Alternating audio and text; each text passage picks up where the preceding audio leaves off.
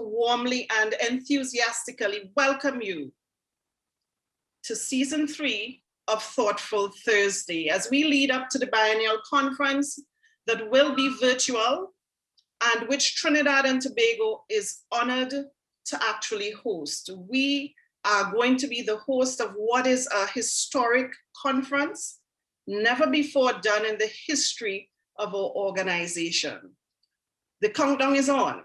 Our anticipatory energy is high as we look forward to the most inclusive and diverse conference in the 50-year history of our organization. But colleagues, as much as we celebrate and look forward to our conference, this is tempered and sobered this evening by the events in our member territory, St. Vincent and the Grenadines. Over the last 12 hours, we have all seen on social media and been in contact with our colleagues as they are not only put on red alert as volcano Soufrière erupts, but evacuation also commences. It's even closer to home, as our immediate past president, Mr. Curtis Graves, remains engaged in the critical evacuation exercises. Even one of our principals in Sandy Bay is already affected and being evacuated. So this evening, as enthusiastic as we are sobered, and our enthusiasm is somewhat tempered, and our Barbadian team is going to kick off season 3 of Thoughtful Thursday. So let us start with the president of the Barbadian Association of Principals, BAPS, Mr. Stephen Jackman, leading us off with a word of prayer for our colleagues and the people in St. Vincent and the Grenadines. Thank you, Mr. Jackman. Good evening, colleagues. Let us pray. Almighty Father, we, your servants, come before you tonight, thankful for your continuing mercies. Although thankful for our gifts, we are worried for our brothers and sisters in St. Vincent and the Grenadines as they face the trial of La Soufrière. We ask your protection of them, and that you, in your infinite mercy and wisdom, wrap them in your loving arms in this their hour of need, and guide them through this tribulation safely. This we ask in the name of our Savior, Jesus Christ. Amen. Thank you, colleagues.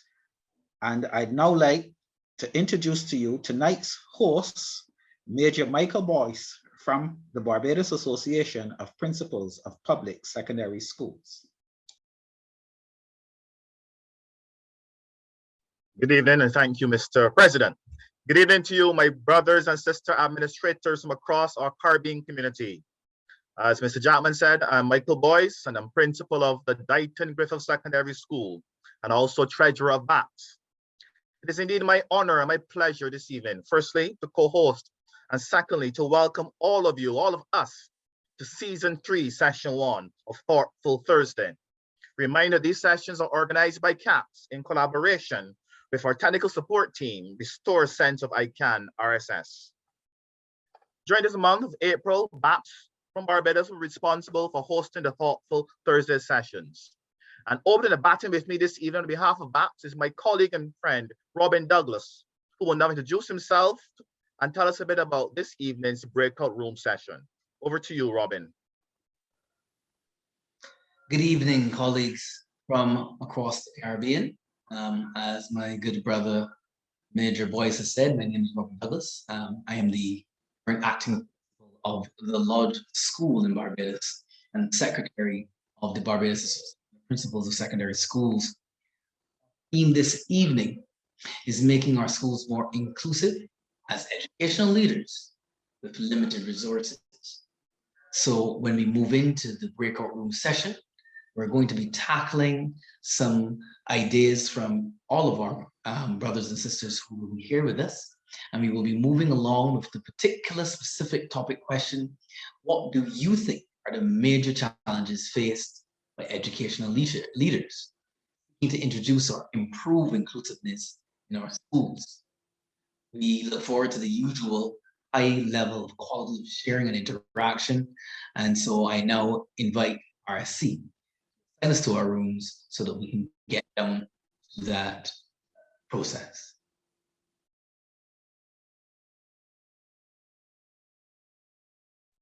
And we are back into the main session. I think the final speaker, that was in breakout room number 9.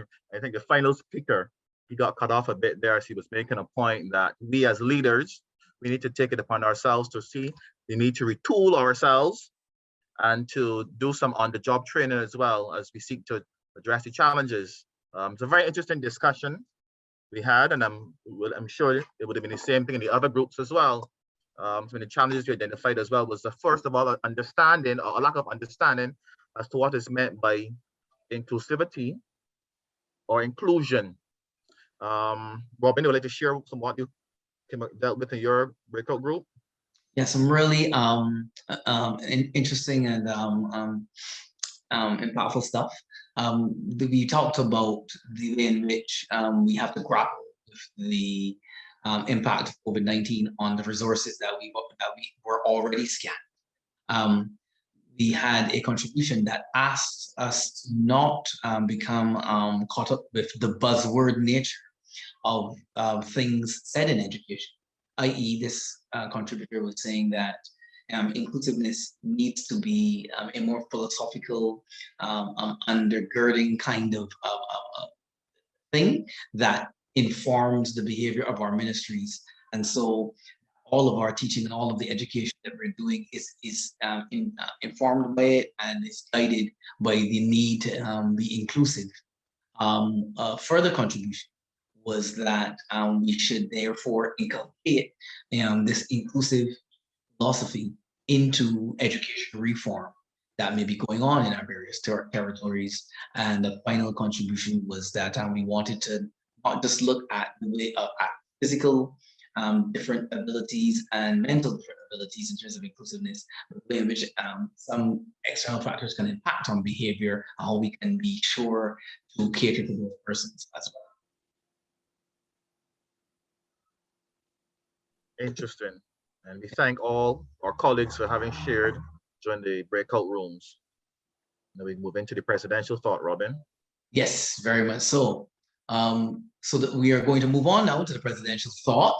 And I have the pleasure of introducing more substantially our good leader, Mr. Stephen Jackman. He is the current president of the Barbados Association of Principals of Public Sector. He was elected rather recently on October 20th, 2020, has previously served the organization as its public relations officer and vice president on 2 separate occasions. Has also chaired BAP's prefect committee, brought him immense training and interaction with students. Mr. Jackman was part of the team that developed and presented Barbados' position on violence in schools to the Organization of American States Conference on Violence in Schools in the Bahamas in 2008. He has also served as the BAP's representative on the Barbados Skills for the Future Steering Committee, shaped the reorganization of technical and vocational. He has served on the National Advisory Committee on Education Subcommittee on School Reform. He is currently serving subcommittees to reform teacher appraisal and for the introduction of Master Teacher Program in Barbados. Also led his own school through the piloting of the CVQ program in Barbados. Fulfillment of his belief that every child can learn, you just have to find its interest. I now introduce Mr. Stephen Jack.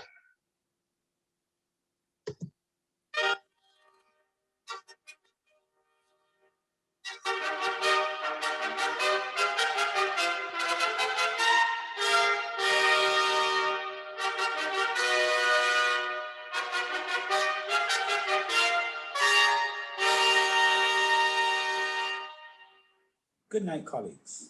I greet you from the beautiful island of Barbados, and like many Barbadians before me, I have been given the honor of opening the bowling for season 3 of Thoughtful Thursdays. This season commences after a year unlike any other the Caribbean and indeed the world has faced. And so many words have been added to our lexicon, the most present one being pandemic. This global event impacted education, educators, and students in all jurisdictions, and many of the reforms we were creeping towards were suddenly thrust upon us. To many, this caused anxiety. But as principals, we rose to the occasion. We embraced the situation. Yes, reluctantly, hesitantly at first, but we adjusted to the expectations and demands being made of us. We learned that education in these times required 3 new R's. First, we needed resilience. From deep within, we had to find the courage to face uncertain times. We had to embrace our fears so that we could allay fears for others. We needed to believe that we could make the necessary adjustments to all that was facing us while still delivering a quality product to our charges. Secondly, we needed to be receptive. As principals, we have become accustomed to leading the charge, if not having the answers, knowing where to find them. Suddenly, some of us were the least equipped, and we found ourselves reliant on both external and internal experts to get the job done. As Michael Fullen suggested, we had to learn to lead from the middle or the back of the band while empowering others. Finally, we had to restructure. Principals became acquainted with the terms remote instruction. We learned about blended and hybrid instruction, and it became clear that face-to-face instruction would be a dream for the foreseeable future. We had to reimagine what instruction looked like. The school had now moved to hundreds of households, and we had to coordinate the activities of students and teachers online. We had to recreate our vision of what our schools did, creating structures that as much as possible would benefit all students. At the same time, we had to reignite the passion for discovery and inquiry that served our teachers and our students in the past. And my brothers and sisters, as a community, we got it done. Tonight, we stand refreshed, acknowledging all we have gone through, but recognizing that we are better for it. We led in the digital space by example, creating Thoughtful Thursdays. We supported each other and shared solutions. We stand ready to meet new challenges, be they improving inclusivity in our digital school, directing education for entrepreneurship, or taking education beyond the boundaries we used to know. We in CAPS will face it all as a body, and I hope I speak for us all when I say we are recommitted to providing the best education to the region's children.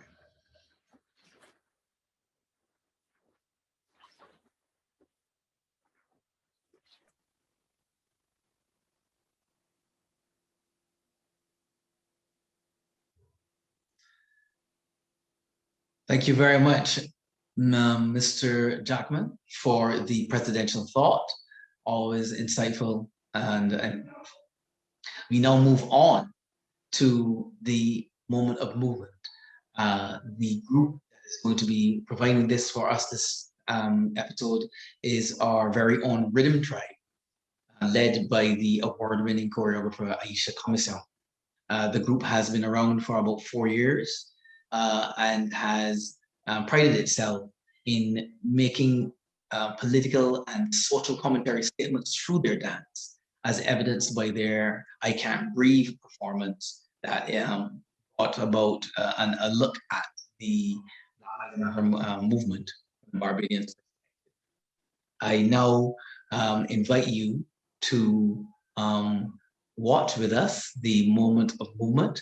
And if you feel so inclined, get up and move with. Without further ado. Hi, I'm Aisha, and today in studio I have two friends with me. I'm Shay. Nandy. And we are Rhythm Tribe. Now, for today's session, we've been charged with the responsibility of carrying you through an easy dance fitness exercise. All you have to do is follow along. Don't get worried, don't get nervous. When in doubt, just keep moving. Are you ready? Because we are ready, right? So let's go.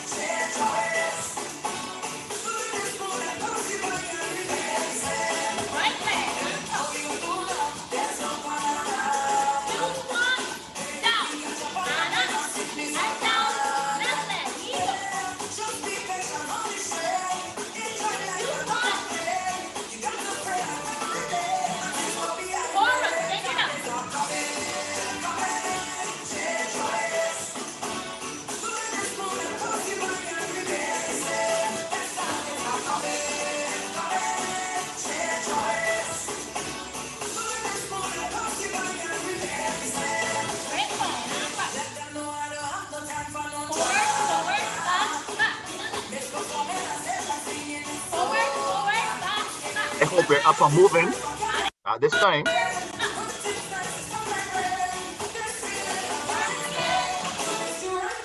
I'm sure you know I am, Michael.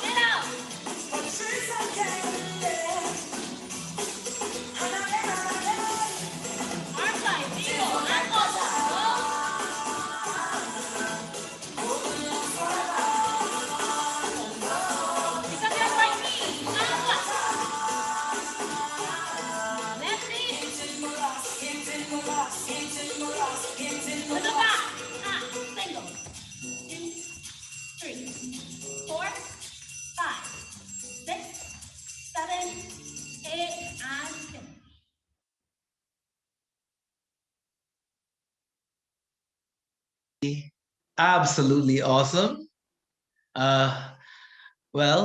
Yes, I did get up and do a few of those things. But I So couldn't did I. afford So to, did I, Stephen. I couldn't afford to look too sweaty for the camera. So, but the whole point of it was that we spend so much time. This job that we have is extremely demanding, and sometimes it is important to remember that one of the ways towards mental health is to get good exercise. We were hoping to inspire some movement this evening. I'm now going to pass on to the good major as he introduces our feature presentation. Thank you, my brother. Okay. Colleagues, remember earlier this evening, it was announced that the theme for today is making our schools more inclusive as educational leaders with limited resources. And here to further stimulate our thoughts on this topic is Dr. Janice Gibbs from the Ministry of Education, Technological and Vocational Training in Barbados. And I happily introduce her at this time.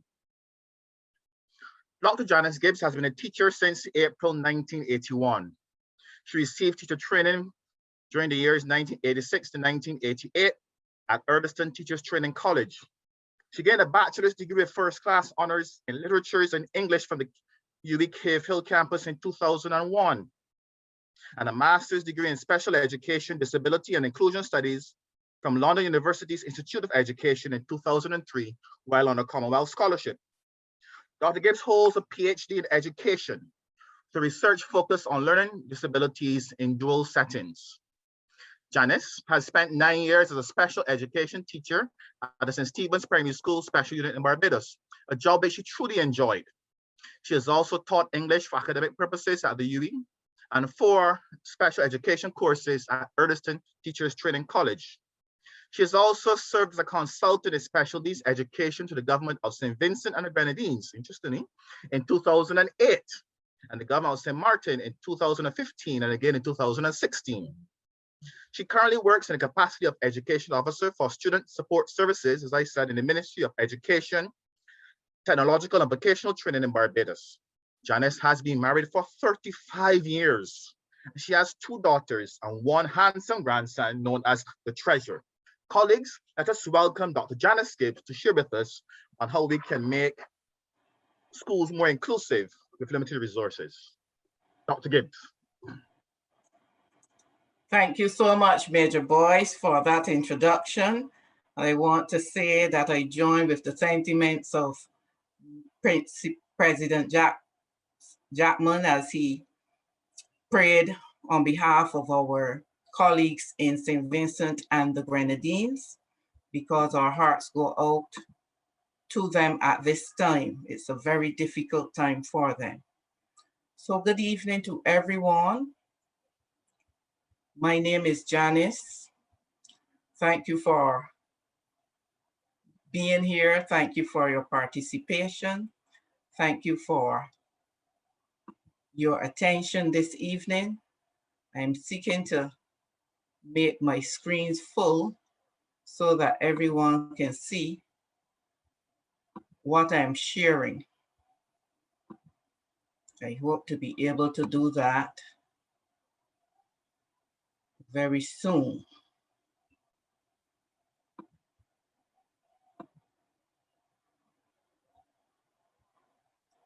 Good. I want to thank the association for the kind invitation to me to share this evening on making our schools more inclusive with limited resources. I'm seeking to bring up the full screen. May not be able to get it done.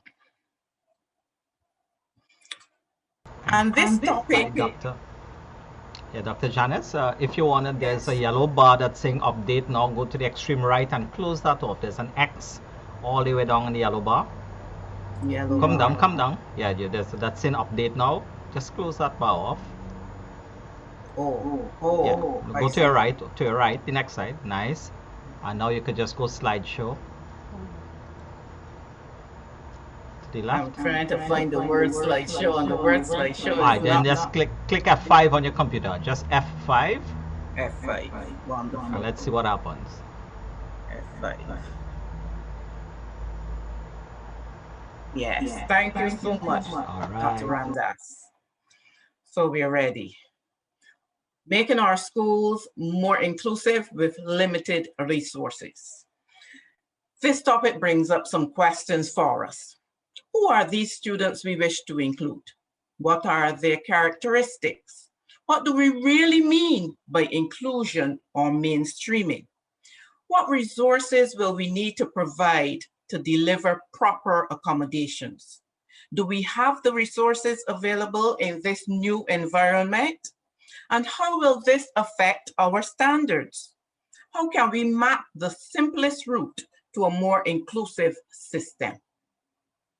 Let's play a game. This game is called Do You Know This Student? And those of you who are joined in, you can also play a variation of this game. Do you know this family member? Do you know this neighbor? Do you know this work colleague? But you are educators, so we are going to play Do You Know This Student? She shouts out of turn. She fights often, is defiant to authority, flits from one activity to the other, has challenges concentrating, frequently forgets her equipment, her homework book, her textbooks, her pens, etc., loses interest in the lesson within a few minutes of the introduction thereof, is often aggressive in responses, even when it is a reasonable question that has been asked, has few real friends, distracts others in class, and hardly completes assigned tasks. If you know this student, give a thumbs up. Do you know this student? He appears socially awkward, seems to have very narrow interests and fixates on these. He repeats phrases or lines heard previously, but out of context. He seems to have hypersensitivity to loud sound, to various colors, to bright lights, to crowds of people. He dislikes changes in the routine of the day. He eats the same lunch every day without variation. He has difficulty making and maintaining friendships. Do you know this student? Give a thumbs up if you do. And do you know this student? She is slow in grasping all concepts. She does not seem to understand the thread of conversation. She cannot answer higher order questions. She seems not to fit in with the students her age, so she prefers the company of younger students. She seems to lack adaptive skills or intellectual ability to generalize to new situations. She may have a psychological assessment that places her full-scale IQ score at 80 or below. Do you know this student? Give a thumbs up if you do. And do you know this student? He reverses word order in sentences and letter order in words. He still has trouble at secondary school with similar small words like of and off and for. He omits words and transposes words and has difficulty attacking new words during oral reading exercises. He seems to be of average or above average intelligence in everyday situations, but is experiencing significant difficulties with the curriculum under conventional teaching methods like talk and chalk. He has very disorganized work habits and appears to have unrealized potential and creativity. If you know this student, give a thumbs up. Now, all those descriptors are of students with invisible disabilities, students with attention deficit disorders, students on the autism spectrum, students with intellectual deficits, students challenged with dyslexia. And in all of these disabling conditions, those students may be in the range of mildly challenged, moderately challenged, or severely challenged with these disabilities. Students with invisible disabilities are socially and academically excluded in our educational system. They possess average or above average IQ scores, except for those with the intellectual deficits. But the exclusion of these populations of students hampers our economic, social, and national growth because they do have potential. To fail to accommodate these students is akin to failing to provide the basic accessibilities for mobility challenged, blind, or deaf students. What do we really mean by inclusion. Our white paper on education reform, the 1995 publication, which is the last publication of our Ministry of Education that mentions students with these challenges. In that publication, our government's commitment to providing equitable access to quality education for all physically and mentally challenged students was outlined. It goes on to articulate these student types and to outline the three main areas of challenge in the mainstreaming or the inclusion of these students. That is trained personnel, and we spoke of that in our breakout group, correct equipment to assist and support those students, and adequate and accessible facilities.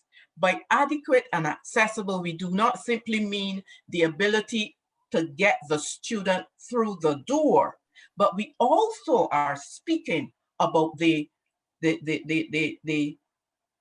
ways that we have to employ to get the student to benefit from what we do in our educational settings, what we do in our schools. And I wish to add the fourth significant challenge to inclusion, and that is teacher and educator attitudes. We will speak a bit more on that later. What resources will we need in order to include our students in our educational settings? Well, first of all, we need the training of our teachers to develop the pedagogical practices that present activity-based learning and differentiated instruction. We need curriculum adaptation and curriculum revision so that relevant content of interest to our students can be presented in our classrooms. We need the general sensitization of the public at large to exceptionality in our society. And we need some special needs coordinators or supporters in each school. Somebody in the school who will assist in arranging this support for our students. These are some of the resources that will be needed. They're not all, but these are some. Do we have these resources? Well, in our current climate, there are online resources available, training and assessment measures available to all who have devices. Our Teachers College is there offering courses in many different aspects of education, seeking to retool and retrain our teachers. And there are online sources across the globe that we can tap into so that we can do our professional development activities. And not only so, but in our very schools, we can arrange our professional development seminars, and we can be our own supporters there at the local level with our students, with our teachers rather, in our schools, our principals, our teachers, our seniors. We can work together to help train each other, to help bring each other to an understanding of what we have to do to help accommodate our students. The provision of devices to students who need such is critical also in this climate. Many students with severe special needs do not progress well in remote learning environments, so they will need a hybrid approach. We will mix the approaches, sometimes online, sometimes face-to-face, because some of our students we have noted are doing a little better with our online remote learning. Some of our students with autism have begun to speak to the screen, and these were students who were not speaking at all in person. What about the retrofitting of buildings and bathrooms for the physically challenged? Now that is a given. If we are seeking international standards here in our Caribbean region, we need to find the funds and the resources to retrofit our schools and our buildings so that our students, as well as our citizens who are physically challenged, can access government buildings and access places of business. Additional personnel will be an added expense. This is true. But what about using the give back approach? Those students who are in our tertiary level institutions, like our colleges and our universities, can we use those students to come and help support what we are doing in our schools, what we are doing in our classrooms? If they're giving back, they won't have to be paid. And our Give Back program has already begun here at the local level.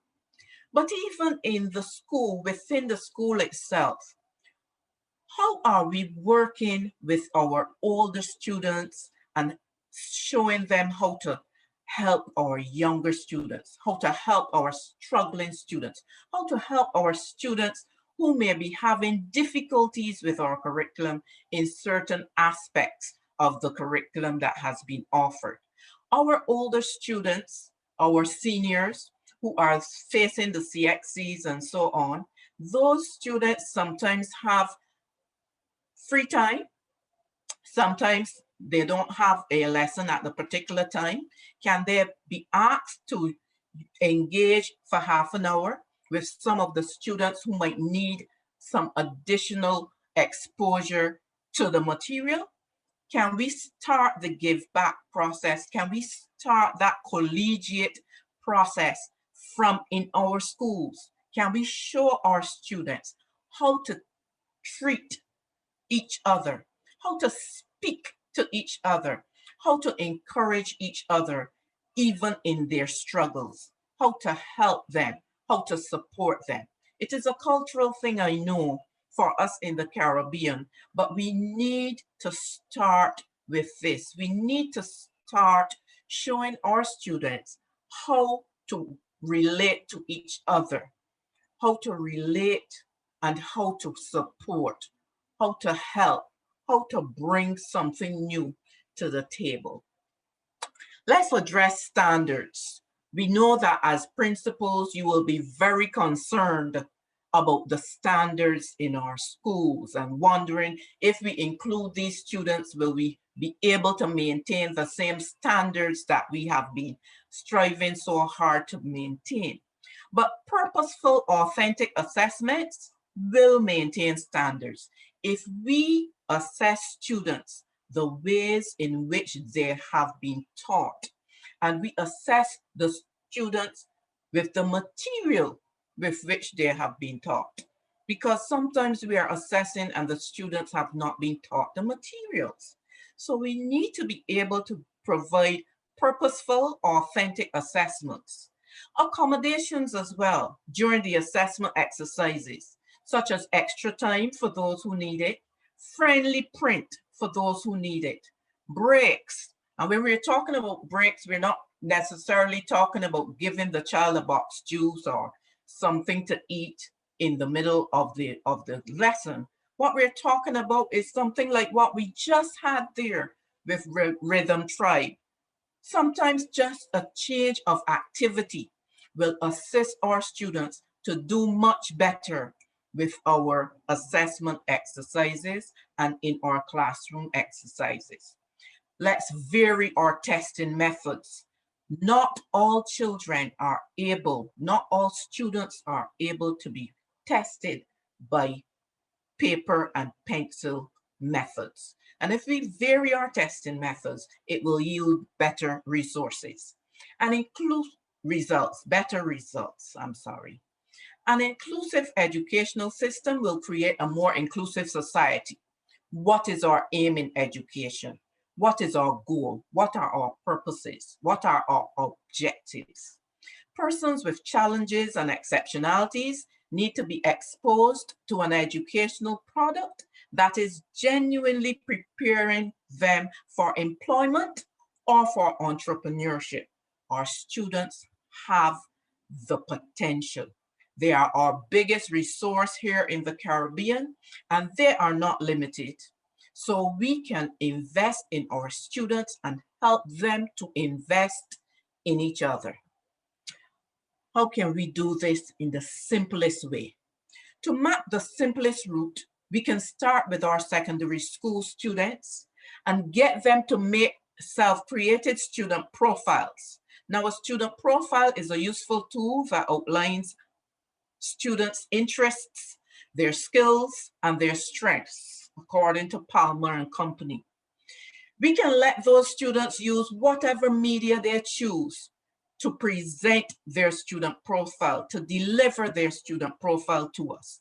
They can create a video, a TikTok, poetry, story time of themselves, cartoon, collage, PowerPoint, or they can just simply fill the form. But they will be giving us the information that we require, that we have asked for. We can gather this information to inform our curriculum revisions, to find out what they're interested in and weave that into our curricula, to deploy the resources that are needed when we find out what they're interested in learning, to select our personnel for our schools. And we can discuss the ways in which personnel are selected for our schools, but that will be a different lecture. We need the information on their likes and dislikes to use it in the discipline and the rewards that we will be engaging in our classroom practice. It's called classroom currency, and it helps with our classroom management. And we need to note the student preferences. This is the beginning of inclusion. Our students are our clients, and we need to hear from them. We need to include them in our planning, and we need to re-engage them in the process of education. Here's a simple sample learner profile. Demographic information, personal information of the student, and then some of the things that we need to find out. I am struggling with my favorite game, favorite food, or my hero is, and we use those for our classroom currency. If the child loves pizza as his favorite food, we're going to give him a ticket for pizza when we have found that he is able to meet our socially appropriate behaviors in the classroom for a particular period of time agreed upon between the teacher and the student. And if his hero is a local person, if that is red plastic bag or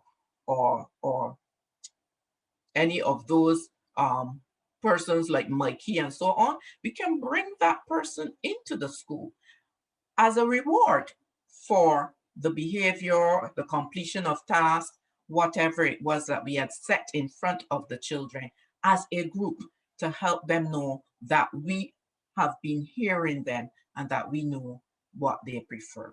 One word that I would describe myself as, and what I would prefer to use to learn videos, charts, games and activities, lectures, and so on.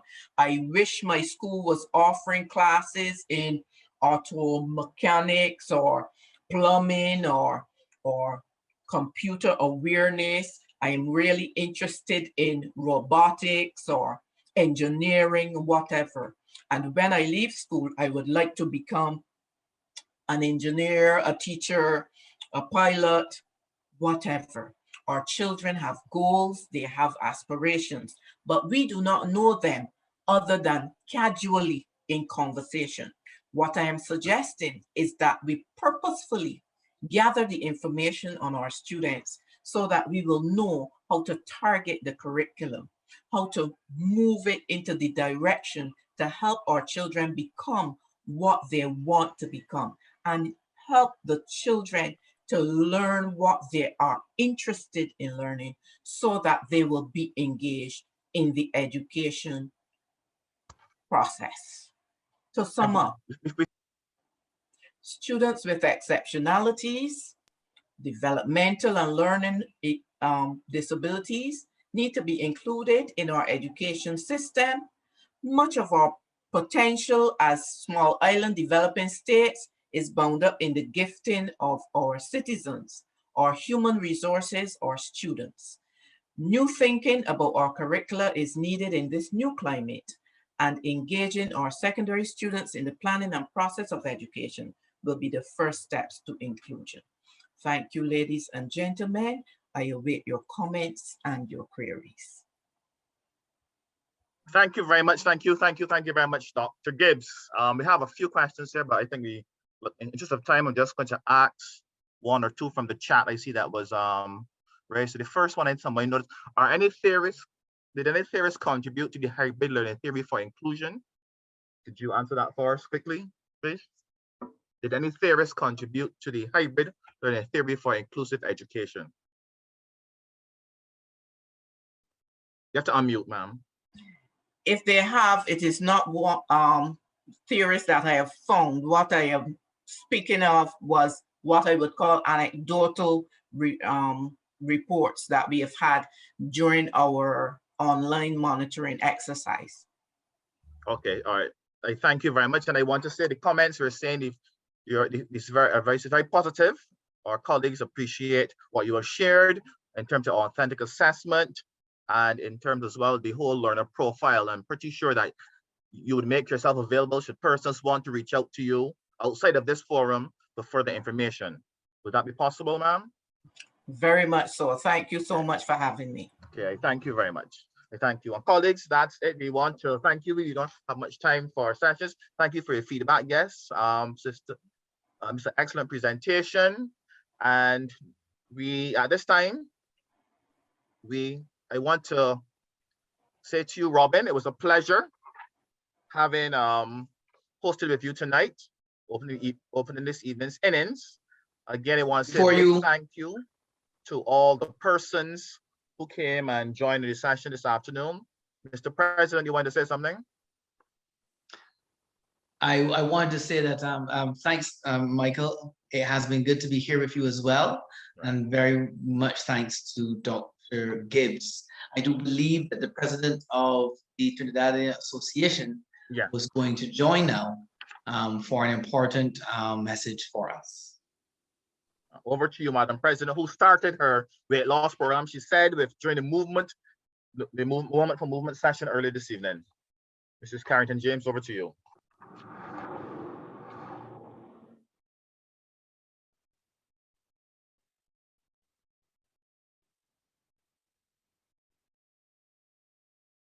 Carrington James.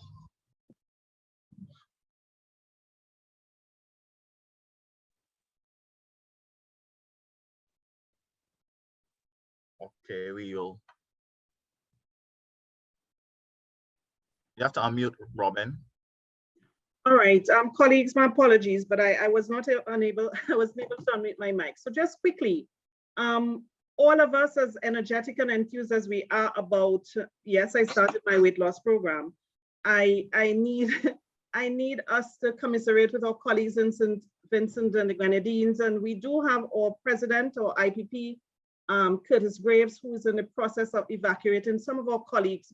So I'm segue into his contribution, please. Curtis, just share with us where we're at. Can you hear me clearly? Yes, Curtis. I'm presently on the road. On the windward side, I'm in the orange zone heading towards the red zone. At this time, we are evacuating. There's a mandatory evacuation for all the persons in the red zone, which is approximately 20,000 people. And we are moving them into the green zone at this present time. Well, into the blue and the green zone. And earlier this evening, I assisted one of our colleagues from the Sandy Bay Secondary School in moving his family out. I'm presently heading back into the red zone to move one of my teachers from the Emmanuel High School in Mesco to a shelter for the period of time. We covered your prayers and your support during this period. It's a very difficult time for us in St. Vincent and the Grenadines. And even just driving into the red zone this afternoon, you can see the faces of the young people, the elderly ones and so on, showing signs of depression and stress, and we just covered your prayers for them. The mental health at this time will be very important, and we'll have to give them a lot of support in this area. Shara, are you All there? right. Yes, Curtis, thank you very much. Yes, I'm here. I've changed locations, but I'm here. I really want to extend our best wishes to you, or prayers or support, and know that as usual, when one of us is affected, all of us stand solidly behind you and our colleagues and the country of St. Vincent and the Grenadines in prayer. So go with God, be safe, be with your family as well, and know, as always, as we stay in constant contact, that we are with you. Thank you very much, and I want to thank all those who have been messaging me so far today and expressing their support and their prayers for us. I wish to thank all the principals across the region. At this time, at least 20 of our secondary schools are now shelters, and the principals are now shelter managers along with their staff. So keep us in your prayers, please. We'll do that, and thank you, and have a good evening. Yes, I'll keep Safe you evening. A safe one if you can. All right, Curtis, thank you. And thank you, gentlemen. So you could close off your program. Thank you, Madam President. And thanks to Curtis for sharing with us and even taking the time out to share with us. He's exhibiting his bravery and his duty to his teachers, and so it was good to hear from him. We would usually end off our sessions by directing everyone, our participants, to an evaluation form that can be found in the chat, such that we can gain feedback about how things were for this session. The feedback is extremely important to us so that we can continue to improve and move towards the best practice for this event. So please find it there. And outside of that, we are going to end this session. Thank you from all of us in the Barbados Association of Principals for having us begin our hosting of this season. And also our thanks to RSC and to that association for having us host. Without further ado, please have a very good night. Stay safe.